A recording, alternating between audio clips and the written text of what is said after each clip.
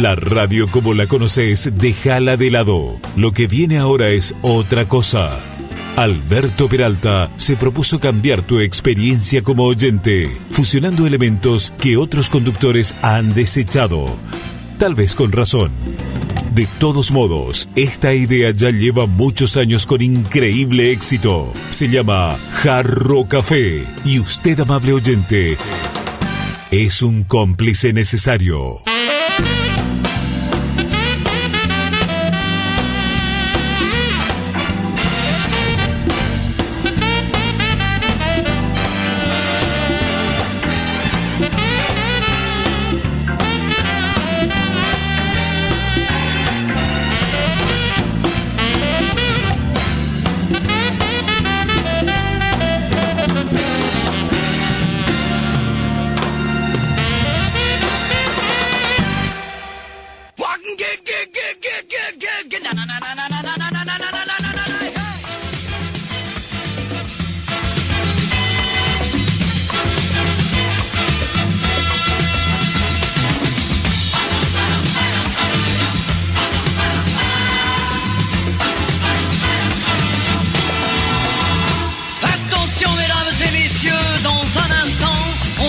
Installez-vous dans votre fauteuil bien gentiment.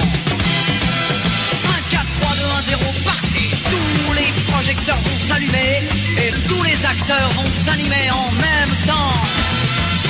Attention mesdames et messieurs, c'est important. On va commencer. C'est toujours la même histoire depuis la nuit des temps. L'histoire de la vie et de la mort, mais nous allons changer le décor. Espérons qu'on la jouera encore dans 2000 ans. Allez les filles. Nous avons 20 ans et plein de chansons. Comme le printemps, nous allons danser dans votre maison. Notre pain est blanc, notre vin est bon. Si vous le voulez, c'est de vos cœurs que nous partagerons. Attention mesdames et messieurs, dans un instant, ça va commencer. Nous vous demandons évidemment d'être indulgents. Le spectacle n'est pas bien rodé, laissez-nous encore quelques années. Il ne pourra que s'améliorer au fil du temps. Ah, na na na na na na na.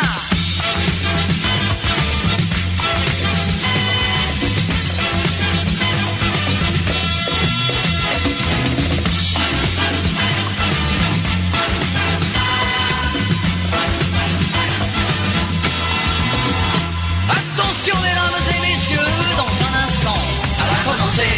Installez-vous dans votre fauteuil bien gentiment. 5, 4, 3, 2, 1, 0, partez. Tous les projecteurs vont s'allumer et tous les acteurs vont s'animer en même temps. Allez les filles, non plus vieux. Nous avons 20 ans. Jarro Café a 1000 es presentado por carreterasyalgomás.com.py, toda la información sobre estructuras en un solo sitio web. Granusa, excelencia en nutrición animal. Y Coca-Cola retornable, menos plástico para el mundo, más ahorro para vos. Coca-Cola, magia de verdad.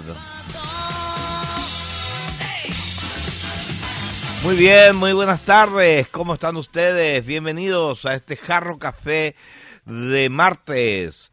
Este día que tiene temperaturas muy agradables, a esta altura tenemos 23 grados. Acá en el estudio hay que ponerse un abriguito porque el aire acondicionado más la temperatura exterior nos hace disfrutar, y con el abriguito uno evita que se enfríe. Muy bien, todo el mundo esta tarde, según vi en las redes sociales, mirando la primera semifinal de la Champions League. Gracias a la televisión y gracias al cable y gracias al streaming, todos podemos disfrutar, los que aman el fútbol por lo menos, de este espectáculo de gran fútbol. En la semifinal de hoy se enfrentaron el Paris Saint-Germain con el equipo inglés del Arsenal. Increíblemente, PSG ganó en Inglaterra. Ganó por 1-0. Ahora va a jugar de local en París, en el Parque de los Príncipes. Y las cosas pintan bien. No hay que descuidarse, por supuesto, de que Arsenal es un gran equipo. Tiene muy buenos jugadores. Hoy uno de los factores importantes para el triunfo de PSG fue su arquero, Donnarumma, que tiene 3 metros de altura para que tiene Donnarumma, ¿verdad? Demasiado bien, ya tienen que chutar para que le entre la pelota al tipo. Está, entonces, la posibilidad de que el primer clasificado para la final sea PSG y en el otro rincón, ¿qué equipos están qué equipos son los que se van a enfrentar mañana? Barcelona e Inter. Sí. Barcelona está jugando demasiado bien. Vamos a ver qué tal, qué oposición le pone el Inter. Bueno, está en plena discusión el tema del horario y que los niños que entran a las 7 a la escuela salen con mucha oscuridad de sus casas. Pero hoy estaba yo hablando con el ministro de Educación y dijo una gran verdad. Si es que en el horario anterior, es cierto, salían los niños de sus casas con luz solar, pero los que salían a la tardecita también enfrentaban la oscuridad. Y entonces decía el ministro, y hay más incidencia de robos, de asaltos a la tardecita, al anochecer, que a la mañana. O sea, es imposible que beneficiando a uno no perjudiques a otro. Y también es cierto eso de que a la mañana hay menos robos, menos asaltos. Así que es como para pensar, como para mirar estadísticas y no como para ir a atropellar nomás ahí por la sensación que tenga uno de qué es lo que pasa. Vos tenés ahí la grabación del ministro, porque realmente hay mucha gente opinando, mucha gente adhiriéndose, otra gente no. Pero realmente este es un detalle importante. Si vos vas a entrar de mañana, ¿cierto? Salís todavía con apenas la semipenumbra del amanecer. Y no es lo ideal. Pero si vos entras a la tarde con este horario, salís con luz solar todavía. Ahora, por ejemplo, ya son las 6:13 y todavía tenemos luz solar y ya salieron los chicos, digamos, a las 5:30 o a las 6. Joaquín salía a las 5:30 del colegio cuando entraba de tarde. O sea, es como para analizar esto, no hacer algo de manera, digamos, precipitada, llevado por la sensación que cada uno tiene. Me pareció acertada y cuerda la observación que hizo el ministro Luis Ramírez.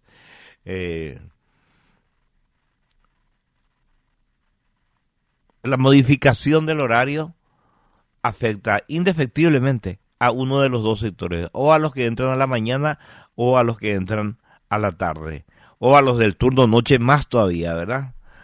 Que ya tienen que entrar de noche y salir más de noche todavía. En cambio, con este horario, por lo menos entran, se van al colegio todavía con luz diurna. Esto es lo que decía el ministro esta mañana. Nosotros primero no recibimos una avalancha de reclamos, por decirte. No. Recibimos algunas preguntas y cuestionamientos, pero mínimos. Significa la educación realmente mínimos.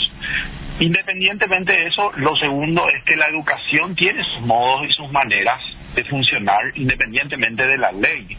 Es decir, por carta orgánica se pueden organizar los consejos departamentales y poner el horario que a esa gobernación, por la actividad que ahí se realiza. Vamos a suponer el ejemplo de Boquerón. Boquerón comenzó este año anticipadamente al calendario las clases, ellos iniciaron antes, entonces esa potestad tienen los departamentos, los equipos de las gobernaciones, y el horario es algo que se puede acordar en cada comunidad. Entonces, de acuerdo a la actividad y a la dinámica de la escuela, ¿verdad? Entonces, en general, lo tercero que quiero decir es que no se le atribuya a la escuela un tema, decir, esto existe y porque la escuela y a la escuela y a la escuela le queremos dar todo el peso de definición cuando que no se da. Dentro de la escuela y del horario, decirles que a la mañana el chico hace su percurso a la escuela en una franja horaria donde es todavía oscuro o no hay luz solar, pero apenas se inicia la actividad escolar, que es a las 7 de la mañana, ya hay luz, ya se hace con luz solar, ¿verdad? Entonces, el trayecto es el que hoy se podría cuestionar, pero entonces tenemos que mirar la otra parte, la otra cara de la moneda y decir, ¿cuántos alumnos salen a la tarde, a las 5:30 ya oscuro? ¿Cuántos alumnos van a entrar al primer tranco de la nocturna oscuro? ¿Y qué significa eso? Eso significa, y esto es estadística, que a la tarde y en la tarde-noche hay más delincuencia, por ejemplo, o inseguridad que a la mañana. Así mismo. Entonces, tenemos la dificultad a la tarde, los que salen en un turno tarde, que salen ya de noche, en el invierno, con frío y con pocas ofertas de transporte o menos ofertas de transporte que a la mañana y con más inseguridad. Entonces, ¿cuál de los dos extremos vamos a resguardar? Eso también hay que tomar en cuenta cuando se analiza y no solamente pensar que a la mañana entrar con luz, ir hacia la escuela con luz, porque la escuela, repito, ya la actividad escolar empieza con luz solar. Ir hacia la escuela con luz solar a la mañana es la definición total de lo que pasa, ¿verdad? Entonces, creo que tenemos que tener cuidado en el análisis. Así mismo. El análisis del horario hay que ser todavía mucho más profundo. ¿Por qué? Porque por ahí escuché, dice, vamos a entrar al colegio a las 8. ¿Y quién le va a llevar al niño? Si el papá a las 7 entró a trabajar. Así mismo. Y además, ahí también hay que decir algo. En la tarde-noche, el mayor circuito es de gente joven. Sí. Que circula sola. Sí. Entonces, todos esos datos hay que tener para poder después decir esto es mejor o aquello es peor. Es cierto. Por un lado. Y por otro lado, el tema del horario es una complejidad que afecta no a la escuela, afecta a la vida de la gente y de una comunidad. Y muchas veces creemos que la escuela resuelva problemas que en la comunidad todavía no se resolvieron. Totalmente. Acá tenemos que ver si vamos a cambiar el horario de la escuela. No, acá lo que tenemos que ver cuál va a ser el horario de las actividades, cuál va a ser el horario del comercio, cuál va a ser el horario del campo, cuál va a ser el horario de la escuela, cuál va a ser, o sea, hay más cosas que ver cuando tenemos que hacer o tenemos que tomar una determinación como esta y ser mucho más amplios de la complejidad que implica el cambio de horario. A mí me asusta muchas veces la simplicidad con la que se toman estos temas y decir, bueno, y vamos nomás a poner a tal hora. No, eso va a producir una serie de fenómenos como en dominó, caída en dominó, ¿verdad? Así mismo. Tenemos que ser un poco más profundos en nuestros análisis para hacer los planteamientos. Lo que decía esta mañana el ministro de Educación y Culto. Bueno, a ver qué dice la gente. Acá, por ejemplo, Carlitos Nofelmacher nos manda un audio. A ver. Buenas tardes, ¿qué tal, Albert? Bueno, tenemos la misma edad nosotros. Yo entré en Areguá. Primer grado hice en el colegio Goethe, pero segundo, tercero, cuarto, quinto y sexto grado en Areguá, que era campaña en la década del 60, 66, 67 al 70. Y yo entraba de mañana y me iba de noche a la escuela en Areguá. El horario nuestro de siempre, el uso horario es este actual. Siempre fue así, entramos de noche en la escuela. Así es, sí señor, así mismo. Y a ver, Cabo dice, de mañana los asaltantes duermen, de tarde salen, de mañana sí, están durmiendo la mona de mañana, así mismo. Hola, mi querido Alberto, ¿será que se puede atrasar solo media hora con un punto intermedio? Veo que hay uso horario que dicen 3.5 horas de diferencia, sí, pero es un quilombo, sobre todo para el transporte aéreo internacional. Hugo Chávez intentó hacer eso en Venezuela y se armó un quilombo perjudicial, César, esa idea de media hora. Porque el mundo se maneja en usos horarios de hora en hora, no de media hora en media hora. Ese es el problema, César. Si se pudiera hacer, a lo mejor se puede encontrar un intermedio ideal, pero tiene muchos problemas. Así es. Bueno, vamos a tratar de terminar hoy de contar la historia de la Revolución Francesa. Esa revolución que tiene un aura de búsqueda de libertad, de felicidad, de igualdad, pero que en realidad fue una carnicería gigantesca que los historiadores, los que cuentan la historia, trataron de ocultar a lo largo del tiempo, pero que sin embargo tiene huellas por todos lados de que fue realmente una especie de genocidio, sobre todo de la Grey Católica de Francia, perseguida por la extrema izquierda que se apoderó de la revolución después de que en un primer momento parecía que iba a ser genial.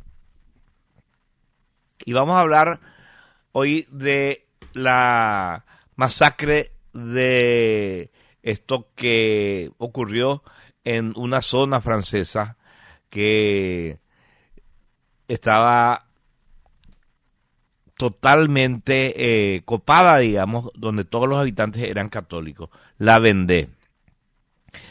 Los vendeanos se agruparon en ejércitos apoyados por nobles que tenían conocimiento de la guerra y al principio les fue bien.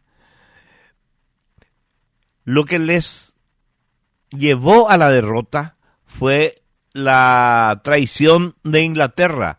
Inglaterra les había prometido refuerzos, pero llegado el momento, Inglaterra le dejó solo al ejército vendeano y fueron duramente golpeados. Primero en la batalla de Granville, donde el general Kleber golpeó duramente. Después en la batalla de Le Mans y en la batalla de Sabé, el 23 de diciembre del 93, el general, digamos, del ejército de la revolución, terminó prácticamente con el ejército de la Vendée. El 23 de diciembre del 93. Termina la batalla, toman prisionero a miles de milicianos católicos de la Vendée y el general del ejército revolucionario, François-Joseph Westermann, conocido como el carnicero de la Vendée, después de esto, los eliminó a todos. No dejó a nadie prisionero. Mató a toditos los soldados que se habían rendido y también a los jefes, a los capitanes y a todos, ¿verdad? Pero todavía había pequeños grupos de vendeanos tratando de resistir en otros lugares y la convención, que era totalmente copada por los de la extrema izquierda, envió a otro general, al general Turó, al mando de unas columnas que pasaron a la historia como las columnas infernales, para terminar de una vez con toda, como con la rebelión, con la resistencia vendeana. Este general, entre enero y mayo de 1794, se dedicó a ir pueblo por pueblo, ya no había ejército que enfrentar. Entonces fue recorriendo pueblo por pueblo, incendiando todos los pueblos y matándolos en sus casas o en sus granjas a los civiles campesinos que no tenían nada que ver con el ejército que ellos estaban persiguiendo. Se calcula que con esta acción de ir pueblo por pueblo y matarlos a todos, este señor, este general Turó, mató a 200.000 vendeanos. A ninguno en campos de batalla, sino en sus pueblos, en sus granjas. Los muertos eran civiles, campesinos, artesanos. Hubo familias enteras arrasadas. Fue uno de los acontecimientos más brutales. Mira que hubo acontecimientos brutales en la Revolución Francesa. Los soldados no solamente arrasaron y mataron, sino que por supuesto torturaron, saquearon, violaron a las mujeres. Incluso se cuenta un caso en el que por lo menos 32 vendeanos de una aldea llamada Pons fueron colgados y le fueron arrancando la piel en tiras. Imagínense el dolor, ¿verdad? Y con esa piel de estos 32 vendeanos colgados y cuya piel, estando vivos, fueron arrancadas en tiras, los revolucionarios curtieron esa piel y fabricaron pantalones para ellos mismos. Imagínense la locura. Esto claramente fue un genocidio, porque ¿qué es el genocidio? La acción que tiene como objetivo exterminar a un grupo grande de gente por cuestiones políticas o religiosas. Y este tema de la Vendée es uno de los temas tabú dentro de la Revolución Francesa, uno de los temas que se ocultan en la historia oficial. Y durante la Tercera República se intentó tapar, porque claro, si justificás asesinar a gente rica para liberar a los pobres de la opresión, pero lo que haces es dedicarte también a exterminar a estos pobres, es un hecho que no encaja en el relato. No era que ellos mataban ricos para liberar a los pobres, mataron a 200.000 pobres de aldeas minúsculas en la Vendée. Y eso choca, por supuesto, contra el relato idealista revolucionario. La hipocresía, ¿verdad? ¿Y qué pasaba mientras tanto con con la guerra contra las coaliciones de los países europeos?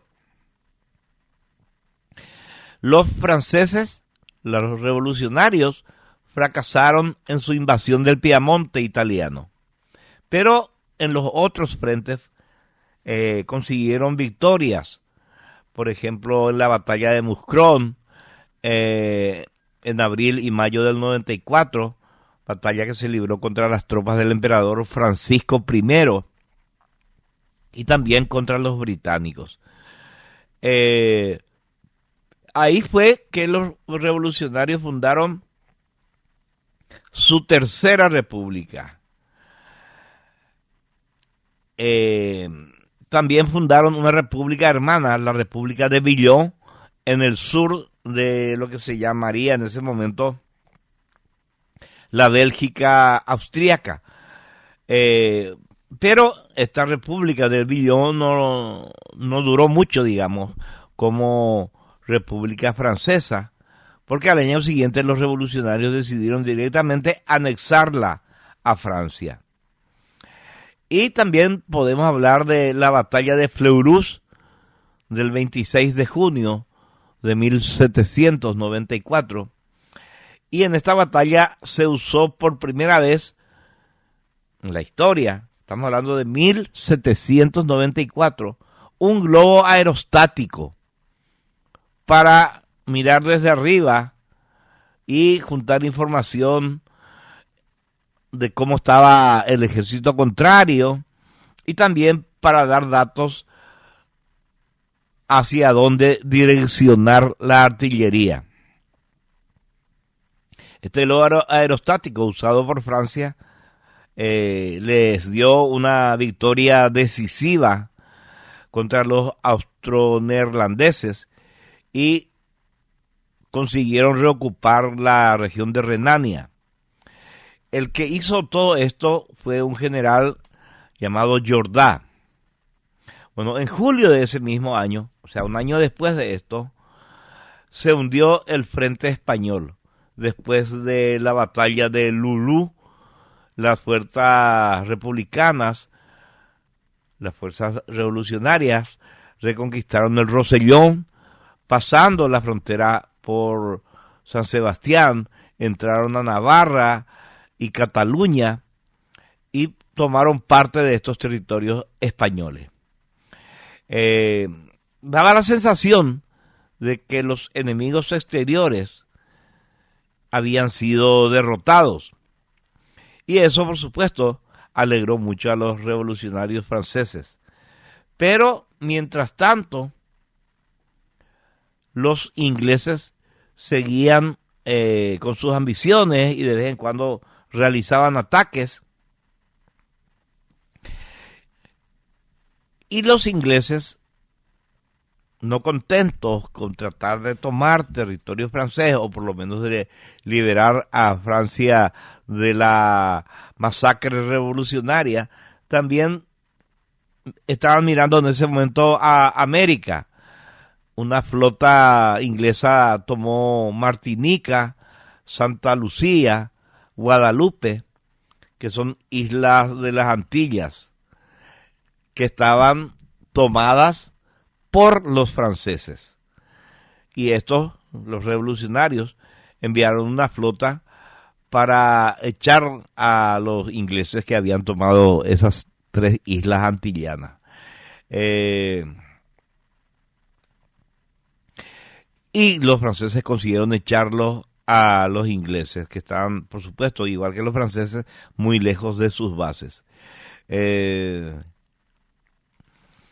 Ahí fue, después de esta retoma de las Islas de las Antillas, la convención le dijo a Robespierre,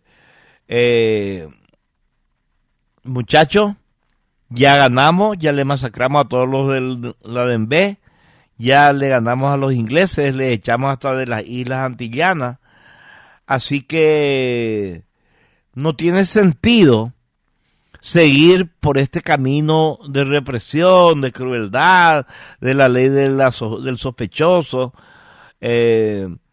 Tenemos que eliminar el tribunal revolucionario y esas cosas que causaban terror en la gente. Ahora nos están llegando alimentos de los Estados Unidos, las cosas están mejorando, se está venciendo al hambre y vamos a aplicar ya aquella constitución tan libertaria que se había aprobado en primera instancia. Vamos a restaurar las libertades, vamos a restaurar los derechos. Y Robespierre le dijo, no hay manera de volver atrás.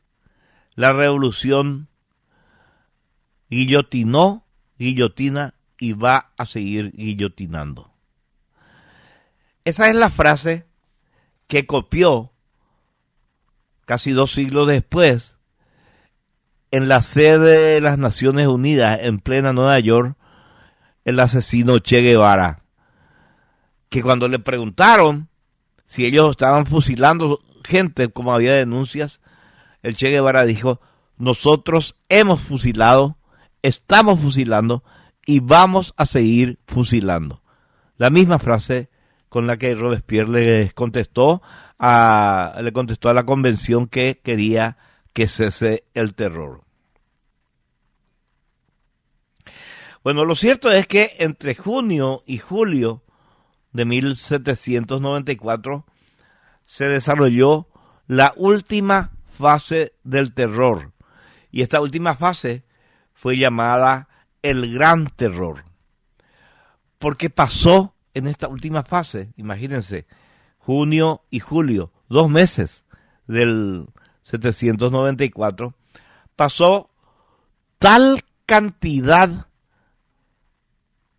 de personas por la guillotina, o sea, perdió la cabeza tal cantidad de personas que corrían ríos de sangre en las plazas en donde se ejecutaba a la gente.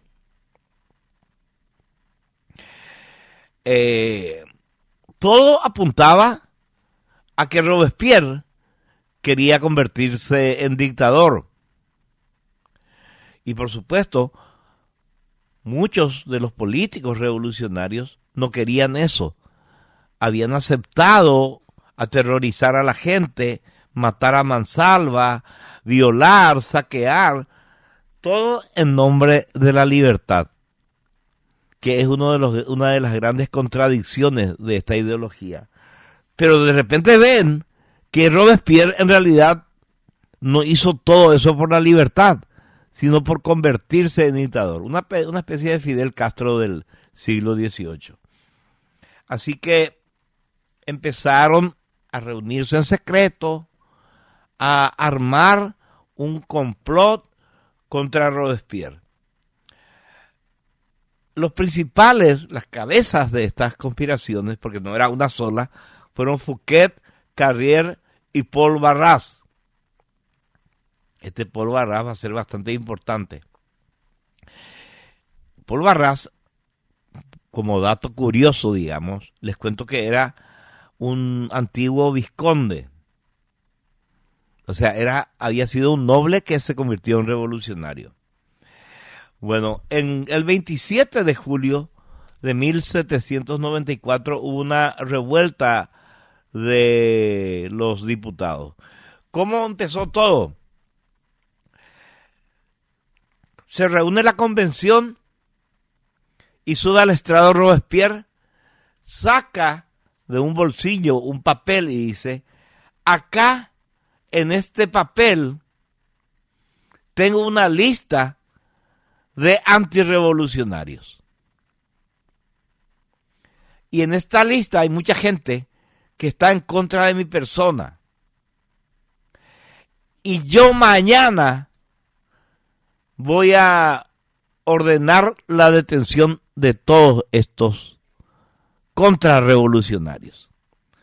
Y claro, los diputados se quedaron absolutamente asustados, ¿verdad?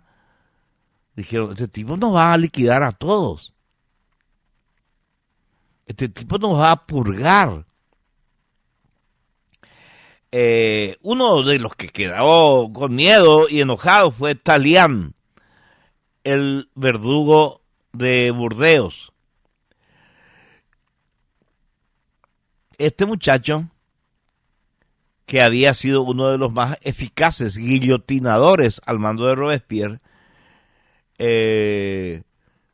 estaba muy enojado porque el propio Robespierre, en pago por sus servicios de verdugo, había encarcelado a su esposa, que era una española, Teresa Cabarrús, porque ella abogaba por algunas personas que ella conocía para que no sean guillotinadas. O sea, estaba haciendo un trabajo tratando de salvar gente, ¿verdad? Y entonces, ¿qué hizo Robespierre? Está molestando a esta chica adentro. Y era justo la esposa, la mujer del verdugo principal. Teresa fue encerrada en la prisión de Lafort. Estoy saliendo un poco del hilo de lo que pasa con Robespierre para contarles esta historia. Teresa es encerrada entonces en una prisión, Lafort, y ahí le conoció a otra presa llamada Josefina. Josefina. ¿Quién era esta chica? Era la que iba a ser después amante de Napoleón. la casualidad, ¿verdad? En fin, que mientras Robespierre salía de la convención, después de haber cometido el error de anunciar que iba a guillotinar a unos cuantos convencionales,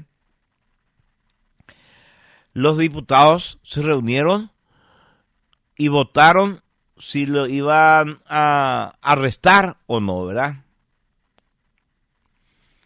Y ahí empezó el golpe de Estado, ya que la convención, bueno, no era un golpe de Estado porque en realidad Robespierre no tenía más rango que el principal de la convención, no era el emperador, no era el presidente, no era el rey.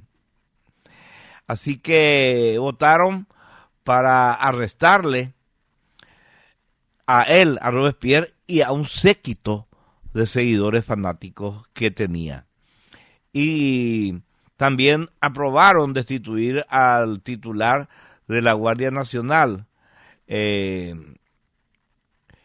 pasaría el mando de la Guardia Nacional, que era la principal fuerza represiva de París, al mando de Paul Barras. Así que la Guardia Nacional recibió el mandato de arrestarlo a Robespierre y se fueron al ayuntamiento para detenerlo. Muchos jacobinos del entorno de Robespierre se entregaron inmediatamente. Otros se suicidaron, se pegaron un tiro porque sabían que les esperaba la guillotina.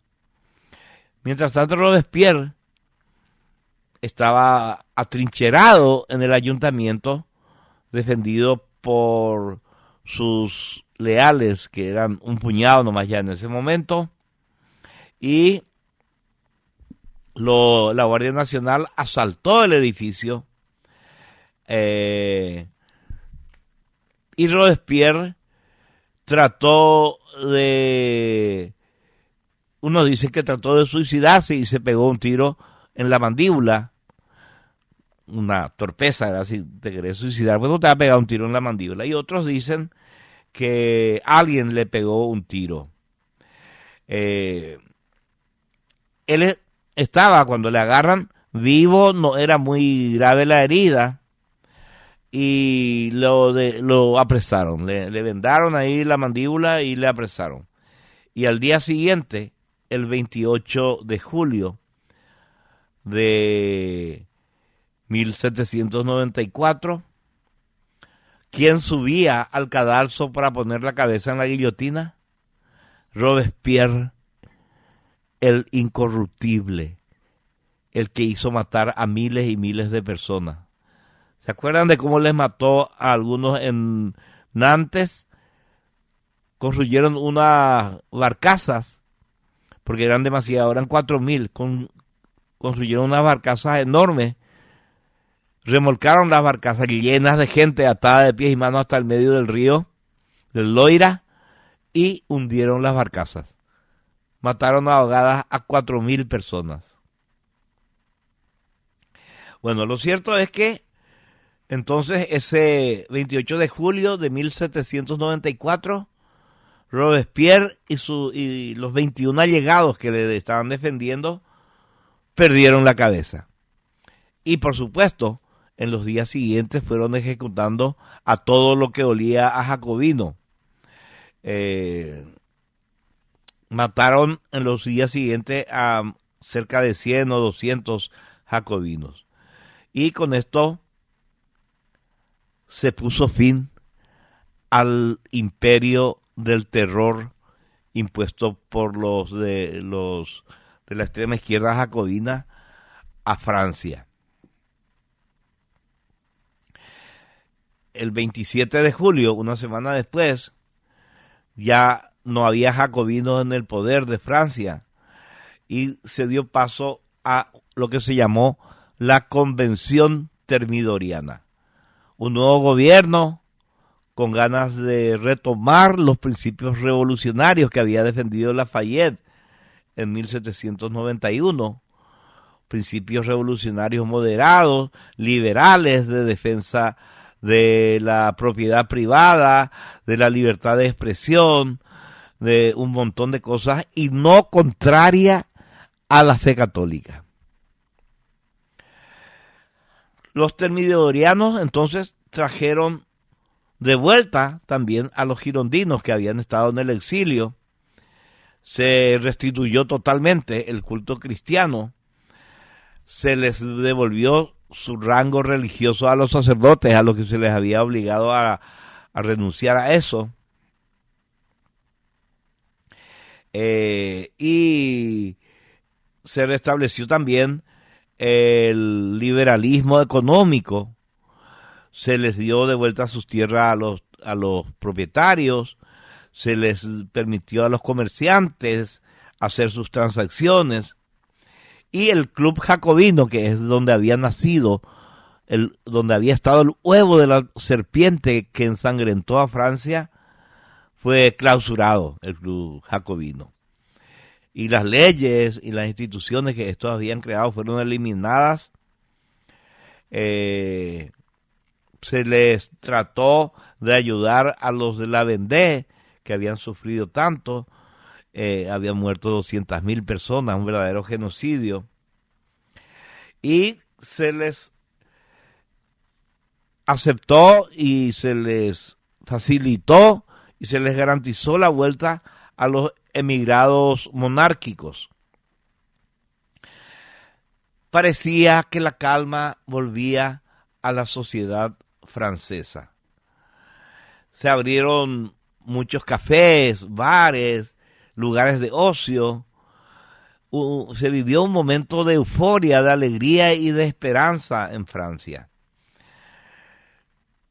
Rápidamente esta convención, la nueva convención, comenzó la termidoriana, acompañada por los girondinos, empezó a elaborar una nueva constitución republicana para dar origen al directorio, un proceso que duró prácticamente un año.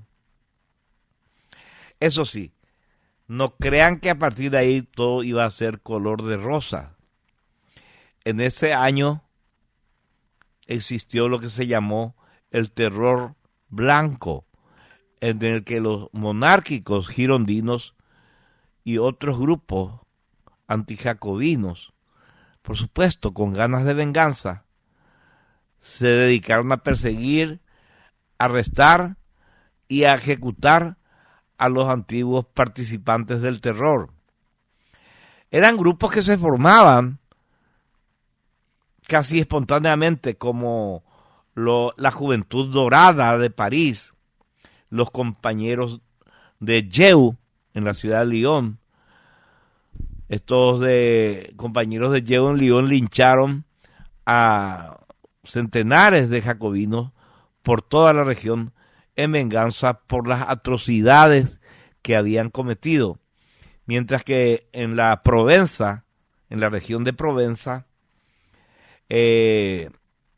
hicieron lo propio lo que se llamó las compañías del sol, donde hubo pandillas como los Muscadín, que eran jóvenes de familia más o menos adinerada, que vestían como dandis y que se dedicaron a la lucha callejera, a buscar jacobinos y cagarlos a patadas, a los jacobinos y a los senculós. Tipo, ustedes vieron La Naranja Mecánica. ¿Vos viste La Naranja Mecánica, Mielito? La película. ¿Vos lo que viste de la selección de Holanda, verdad? No, la Naranja Mecánica es una película impresionante, en donde un grupo de jóvenes se dedicaba a ir por la calle con bates de béisbol y cagarle a patada a todos los que se cruzaban. Bueno, así actuaban estos jóvenes. El gran problema de esta época fue sobre todo el invierno entre el 94 y el 95. Recuerden que siempre estamos hablando de 1794 y 1795, que tuvo temperaturas bajísimas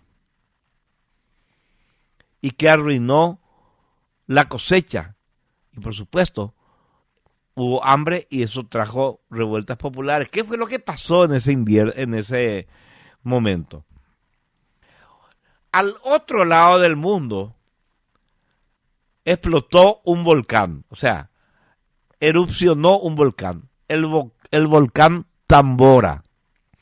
Fue, dicen los expertos, el volcán más grande, más poderoso y más terrorífico desde que tenemos constancia los seres humanos, ¿verdad? Probablemente en la prehistoria habrá habido otros volcanes de esa magnitud, pero como Tambora, ni siquiera Krakatoa, que es el volcán de Java, que también fue gigantesco, llegó a lo que fue el volcán de Tambora. Tiró tal cantidad de ceniza, de partículas y de humo a la atmósfera que cubrió toda la Tierra y no permitió la entrada del sol. El verano ya fue frío. Imaginen lo que fue el invierno y se fundieron todas las cosechas. Hubo hambre, hubo revueltas populares. ¿Y qué hicieron los jacobinos? Ellos fueron los que organizaron las revueltas. Los que habían sobrado de las matanzas dijeron, esta es la nuestra. Le vamos a joder al pueblo, le vamos a decir que es culpa de la nueva convención que tengan hambre y adelante con los faroles, ¿verdad? Se armó de vuelta entonces un clima terrible en Francia. La gente, por supuesto, asusadas por estos agitadores profesionales que eran los jacobinos y los sans-culottes, se lanzaron a las calles a buscar saquear, matar, etcétera, ¿verdad? El 12 de abril de 1795 podemos leer que tuvo lugar la insurrección de Germinal. Aquí una multitud dirigida por los sans-culottes entró en la asamblea protestando, pero los jacobinos no tenían ya una cabeza realmente pensante en su movimiento. Eran los últimos agitadores. Y por supuesto, había una Guardia Nacional armada por los termidorianos, que no eran nada tontos, y esa Guardia Nacional estaba bien armada y bien disciplinada. Rápidamente aplastaron este intento de copar el poder por parte de los sans-culottes, asusando al pueblo ignorante. Eso les sirvió a los termidorianos para acusar a los jacobinos que quedaban sueltos y fueron apresados y fueron deportados, no asesinados. Acá hay una diferencia enorme también, ¿verdad? No es que les guillotinaron como hacían los jacobinos. Le agarraron a todos los jacobinos y le deportaron a la Guyana francesa. Un mes después, el 20 de mayo, hubo una nueva insurrección, la insurrección de Pradal. Aquí los sans-culottes, al frente de una turba fanatizada y por supuesto hambrienta por culpa del volcán Tambora, entraron otra vez a la asamblea en otro intento de golpe.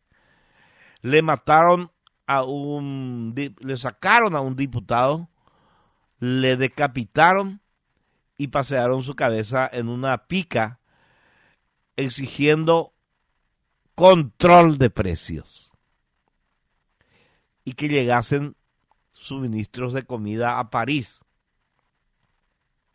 También exigían que se libere a los jacobinos presos y la creación de un nuevo gobierno revolucionario. Eran una especie de EPP, digamos, ¿verdad? ¿Y qué hicieron los termidorianos? Tenían la fuerza.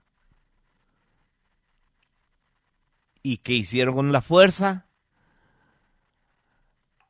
Respondieron con furia y los insurrectos encabezados por los ánculos y por los jacobinos se atrincheraron, digamos, en San Antonio y San Marcial, que son dos arrabales, dos barrios de París.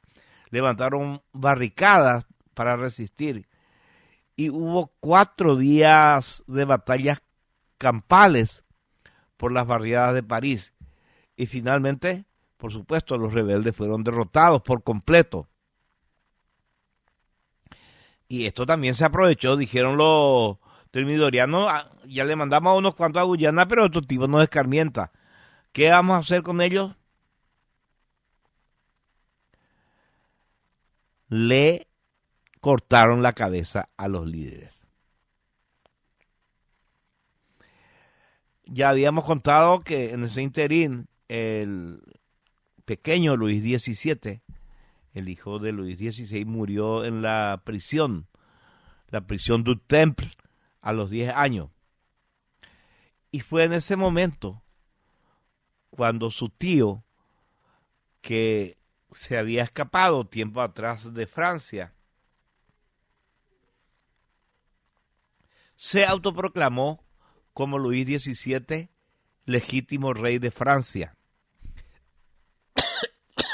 Y prometió que iba a volver y que iba a reinstaurar el antiguo régimen cuando fuera coronado oficialmente monarca de Francia. Increíblemente, él consiguió esto 2 veces, pero ya vamos a llegar a eso.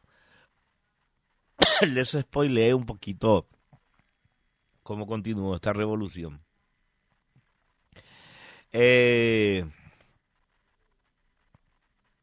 Mientras tanto, seguía la guerra de la primera coalición. A los franceses no les había ido nada mal. Consiguieron reclutar un ejército que, si bien no era el más profesional, era gigantesco. Y en enero de 1795, Francia atacó e invadió y tuvo el control de los Países Bajos gracias a un ataque de sorpresa contra el ejército de Guillermo XV, Guillermo de Orange. Y ahí los revolucionarios crearon una república hermana y le llamaron la República Batava, que también iba a ser un estado satélite favorable a los revolucionarios. Y ante ese ejército gigantesco que habían conseguido los franceses, Prusia y España firmaron la paz. Este ejército era ya el de la revolución termidoriana, no era el ejército de los Ánculos o de los jacobinos, ¿verdad? El ejército termidoriano había conseguido entonces vencer a Países Bajos y conseguir que se rindieran, no que se rindieran, sino que dejaran de guerrear contra Francia, Prusia y España. Ese fue el primer tratado de Basilea, que se firmó el 5 de abril de 1795. Los prusianos, en prenda de paz, cedieron la ribera que era la del oeste del río Rin, y España, en el segundo tratado de Basilea, salió del territorio francés y a cambio recuperó sus territorios perdidos en manos de Francia, que eran el País Vasco y Girona. Pero le dieron los franceses a España el resto de la isla de la Española. Y con esto, eso que era una rica colonia azucarera del Caribe. Bueno, me olvidé de contar algo que pasó pocos años antes. Desde 1791. Estamos hablando de la isla de la Española. ¿Qué es la isla de la Española actualmente? La mitad es Haití y la mitad Santo Domingo. Santo Domingo es un país relativamente estable, pero Haití es el país más pobre de América actualmente. Pero en ese momento era una rica colonia azucarera, ¿verdad? Bueno, años antes de esto que les conté, que le cedieron a España, la española, que es donde está ahora Santo Domingo. Años antes, eso es lo que me olvidé de contarles, en 1791 comenzó ahí la revolución haitiana. Los esclavos, que eran africanos, negros, traídos ahí para ser explotados en los cañaverales, se rebelaron y le mataron a la mayor parte de la población francesa, que era la clase dominante. Y ahora estaban ya luchando por el control de toda la isla. Eso es lo que había pasado previamente, ¿verdad? Bueno, entonces volvamos a nuestra línea de tiempo. En ese momento previo, durante aquella revolución de los esclavos en Haití,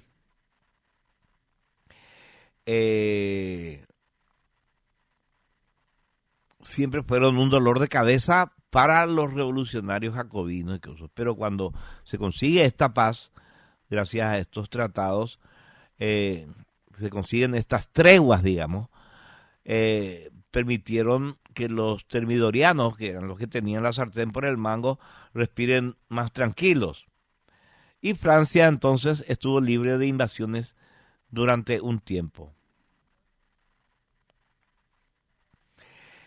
Pero el hecho de tomar islas lejanas, de tomar territorio como el de Países Bajos y compañía, le empezó a traer beneficios a Francia.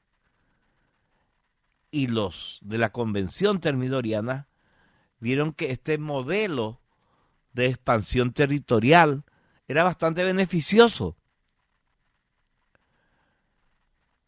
Habían acabado con la disidencia interna y con estas colonias estaban llenando sus arcas a costa de los vencidos.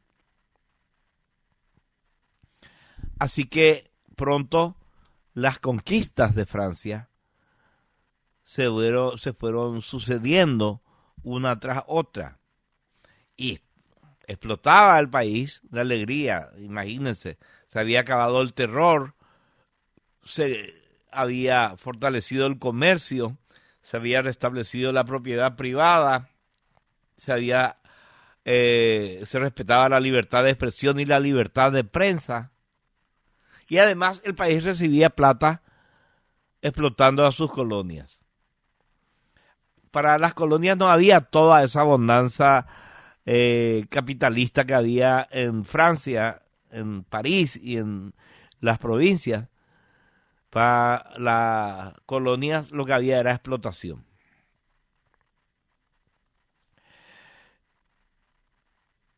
Mientras tanto, Inglaterra, el enemigo consuetudinario de Francia, envió otras fuerzas. ¿A qué lugar? ¿En dónde pensaron los ingleses que se podía hacer una insurrección contra la revolución, contra la convención termidoriana? En la Vendée, donde la gente había sufrido, donde había muerto muchísimas personas, 200.000 personas. Entonces, ¿qué hace Inglaterra? Envía tropas a la Vendée para crear una insurrección, entrenar a los insurrectos, darles armas y así seguir en pie de guerra contra la revolución termidoriana.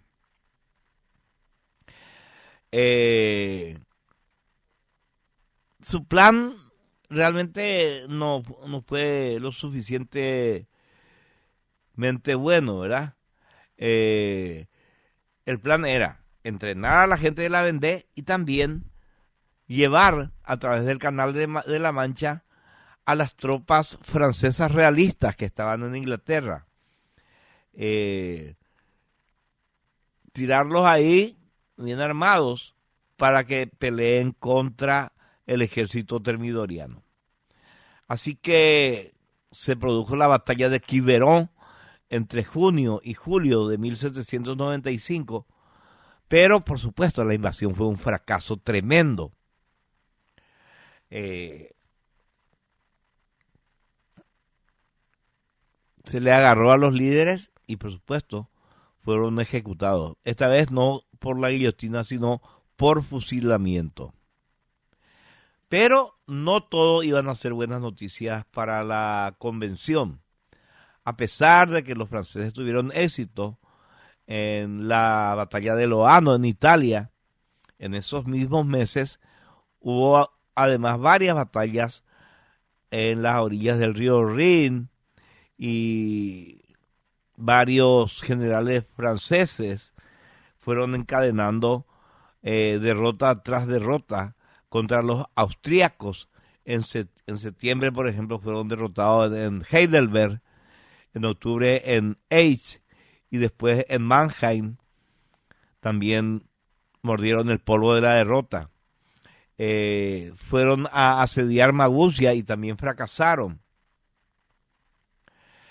Así que el 22 de agosto de 1795, la Convención Termidoriana aprobó una nueva constitución que fue ratificada el 26 de septiembre y fue realmente la primera constitución aplicada en Francia. Y establecía un directorio ejecutivo, una legislatura bicameral destinada a vigilar el proceso legislativo para hacerlo más seguro y también con contrapesos de poderes para evitar más tiranías. Imagínense, fue eso después de todo el terror y después de haber derrotado a la izquierda revolucionaria que había armado tanto quilombo, por fin empezaron a aplicar una constitución. Pero la historia todavía no termina ahí. Faltaban un montón de detalles todavía que les voy a contar probablemente mañana o pasado. Ahora lo que vamos a hacer es irnos a la pausa, pero antes...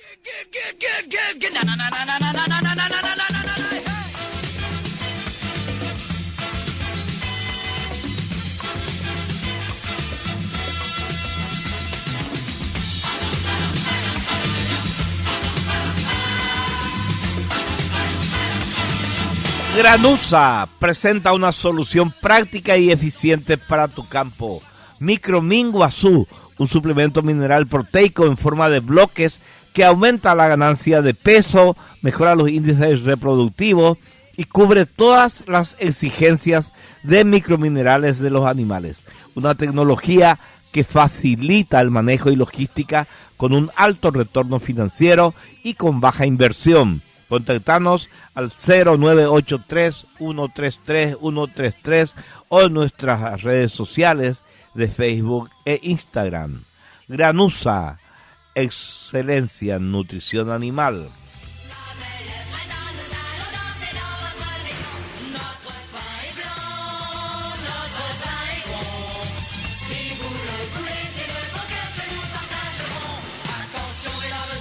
Carreteras y algo más de Andrea Peris es un medio digital paraguayo enfocado en las carreteras, infraestructura, agua y saneamiento, tecnología, eventos, en donde mostramos el crecimiento del país y del mundo. Pedí ya ser parte de este gran sector que une a los que consideramos que la infraestructura es la base para el desarrollo del país.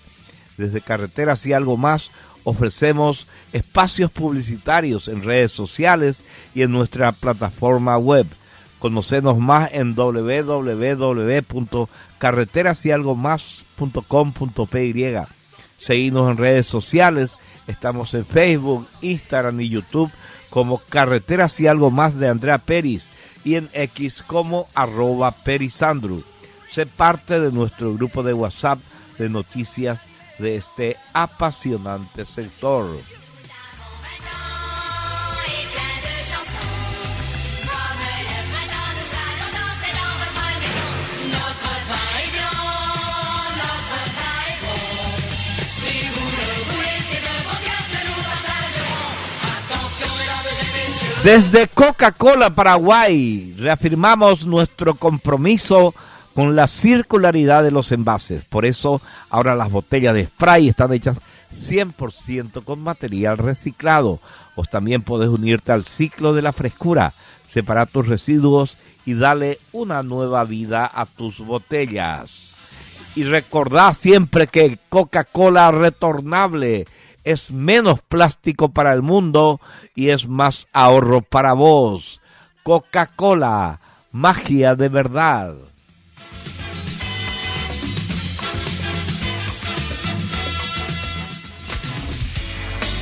Radio 1000 te escucha, te informa.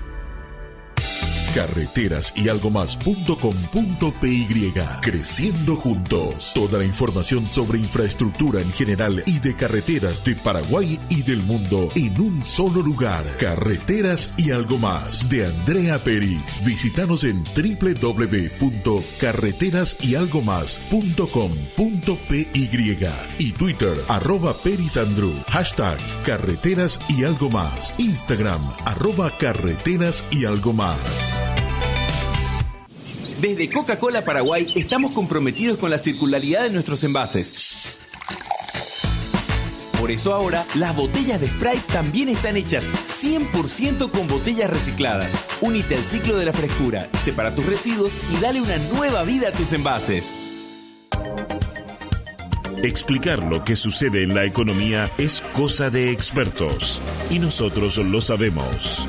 Economía a 1000.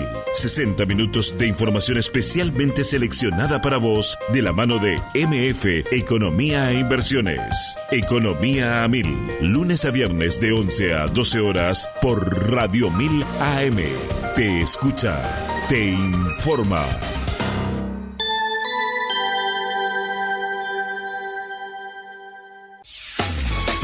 Contactate con nosotros al WhatsApp de la radio 0994-674-000 o a la línea baja 021-302-600. Radio 1000.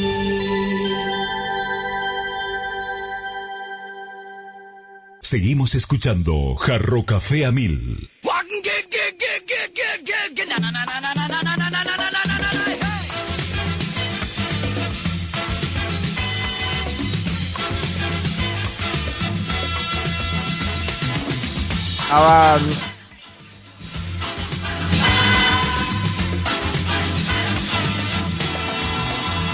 Attention mesdames et messieurs, dans un instant, on va commencer. Installez-vous dans votre fauteuil bien gentiment. 5, 4, 3, 2, 1, 0, partez. Tous les projecteurs vont s'allumer et tous les acteurs vont s'animer en même temps. Attention mesdames et messieurs, c'est important. On va commencer. C'est toujours la même histoire depuis la nuit des temps. L'histoire de la vie et de la mort, mais nous allons changer le décor. Espérons qu'on la jouera encore dans 2000 ans. Allez les filles. Nous avons 20 ans et plein de chansons. Comme le printemps, nous allons danser dans votre maison. Notre pain est blanc, notre pain Gente, est bon. 19-15 oyentes, buenas noches. ¿Qué tal? ¿Cómo está, Albert? Todo bien, Esteban Quito. Muy interesante, muy atento siempre a estos relatos, Albert. Qué bueno, gracias.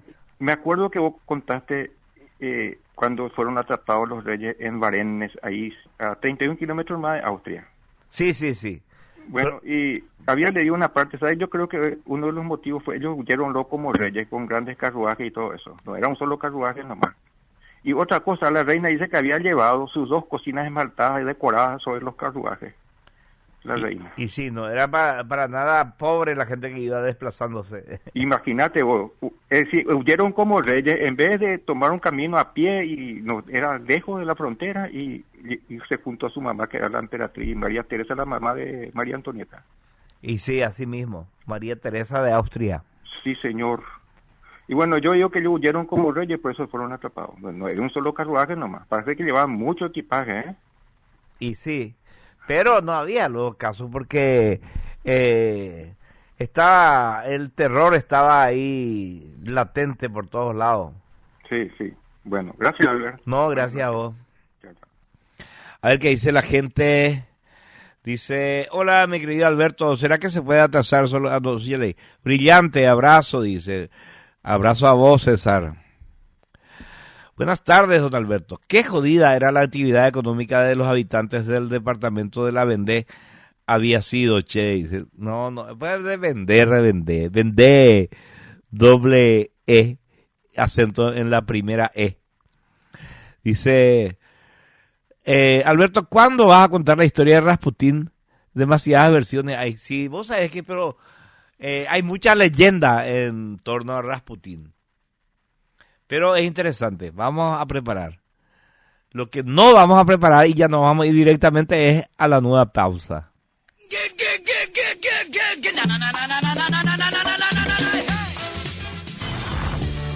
Transmite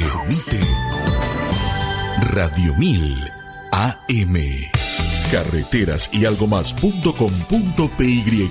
Creciendo juntos. Toda la información sobre infraestructura en general y de carreteras de Paraguay y del mundo en un solo lugar. Carreteras y algo más de Andrea Peris. Visítanos en www.carreterasyalgomás.com.py y Twitter @perisandru. Hashtag Carreteras y algo más. Instagram @Carreteras y algo más. Desde Coca-Cola Paraguay estamos comprometidos con la circularidad de nuestros envases. Por eso ahora, las botellas de Sprite también están hechas 100% con botellas recicladas. Únete al ciclo de la frescura, separa tus residuos y dale una nueva vida a tus envases. El chori tipo misionero, la butifarra una belleza, el toscano y parrillero, lo mejor para mi mesa. Y si me das un besito, chori queso y chori cheddar, ese rico matambrito que me vuela la cabeza. Ay, qué rica morcilla, qué rico pancho, los jamones y fiambres son guaraní, alimentos guaraní, el idioma del sabor. Desde Coca-Cola Paraguay estamos comprometidos con la circularidad de nuestros envases. Por eso ahora, las botellas de Sprite también están hechas 100% con botellas recicladas. Únete al ciclo de la frescura, separa tus residuos y dale una nueva vida a tus envases. El inicio de la jornada informativa despliega hechos y protagonistas de lo que se comentará durante el resto del día. Daniel Ríos, Ana Rivas Tardivo y Enrique Lugo se encargarán de que te enteres de todo lo que necesitas saber. 1000 Noticias AM, lunes a viernes, de 6 a 8 de la mañana, por Radio 1000 AM.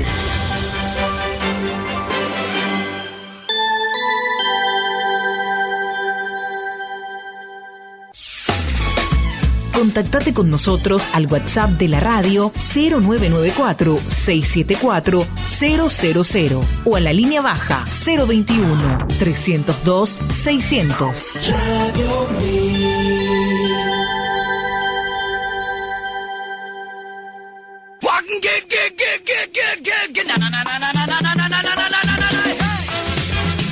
$19:20. Hay una buena noticia para los sufridos automovilistas y también gente que viene en ómnibus desde la zona de emboscada de Altos de Mariano Roque Alonso para trabajar en Asunción. Hoy los indígenas que cerraron la ruta por unos cuantos días, causando caos, retraso y pérdida para mucha gente, firmaron un acuerdo con el presidente del Instituto Paraguayo del Indígena INDI, Juan Ramón Venegas, y con el ministro de Desarrollo Social, Tadeo Rojas, Y estos dos, no sabemos si se va a cumplir a cabalidad, dijeron que los indígenas ya están volviendo a sus comunidades y que van a dejar libre la avenida. Realmente hay una ley que prohíbe, la Constitución prohíbe cerrar las calles y rutas, ¿verdad? Es inconstitucional y las autoridades están obligadas a que se respete la Constitución. Lo que pasa es que están constreñidas también, y eso también es comprensible, pero hay que ser valientes en contra de eso, por unas cuantas ONGs, entre comillas, de derechos humanos, que después denuncian a nuestro país en foros internacionales. Realmente es una cosa de locos, ¿verdad? Unos tipos vienen, infringen la ley y no le podés obligar a que cumplan la ley, porque de lo contrario estas ONGs llevan fotos y videos y audios, y dice represión, pero la represión es un arma legítima en contra de los que infringen la ley. Así nomás es. Bueno, ojalá que mañana se cumpla todo bien lo que dicen, se cumpla el acuerdo y ya dejen de cerrar la ruta estos indígenas. Más allá de que si son justos o injustos sus reclamos, lo que hay que tener en cuenta es que por más justo que sea el reclamo, no se puede hacer ese reclamo pasando por encima de derechos de terceros. Última pausa.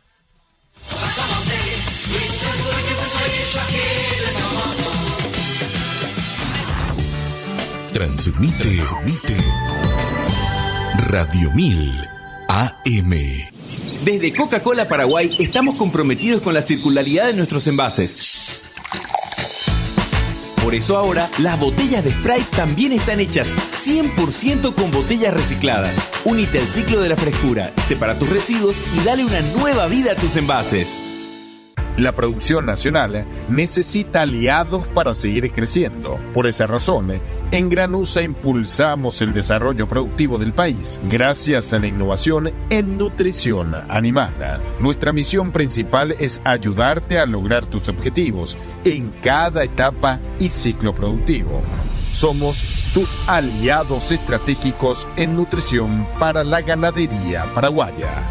Granusa, excelencia en nutrición. La siesta informativa en Radio 1000 la hacemos desde el piso 19. Una propuesta que vincula lo sucedido con lo que está por suceder. Héctor Alegre y Enrique Lugo te informan en el piso 19. De lunes a viernes, de 12 a 14 horas por 1000 AM. Te escucha, te informa.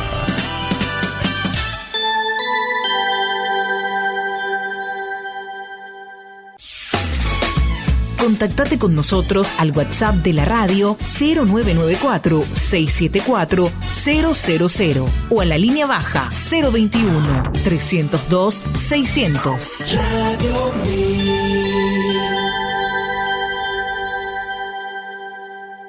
Seguimos escuchando Jarro Café a 1000.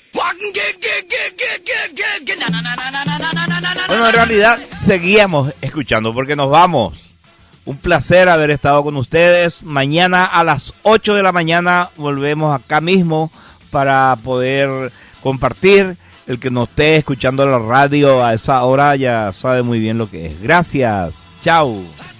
Jarro Café a 1000 fue presentado por carreterasYalgomas.com.py. Toda la información sobre estructuras en un solo sitio web. Granusa, excelencia en nutrición animal. Y Coca-Cola retornable, menos plástico para el mundo, más ahorro para vos. Coca-Cola, magia de verdad. C'est toujours la même histoire depuis la nuit des temps. L'histoire de la vie et de la mort, mais nous allons changer le décor. Espérons qu'on la jouera encore.